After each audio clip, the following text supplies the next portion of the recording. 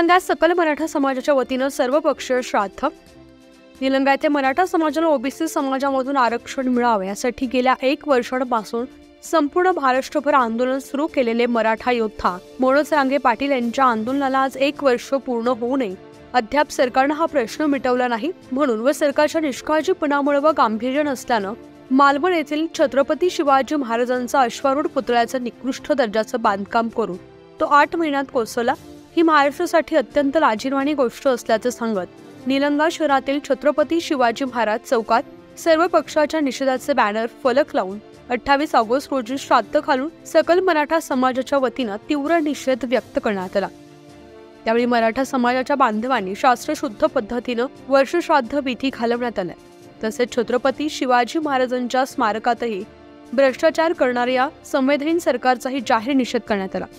तसेच छत्रपती शिवाजी महाराज चौक येथून उपविभागीय अधिकारी कार्यालयापर्यंत सकल मराठा बांधवांनी पदयात्रा काढून मनोज जरांगे पाटील तुम आगे बढ़ो हम तुम्हारे साथ है अशी घोषणाबाजी करत सर्व पक्षाचे निषेध करून मराठा समाजाला ओबीसी मधून आरक्षण द्यावं व मालवण येथील घटनेतील दोषींवर कार्यवाही करावी अशा मागणीचं उपविभागीय अधिकारी यांना निवेदन देण्यात आलं।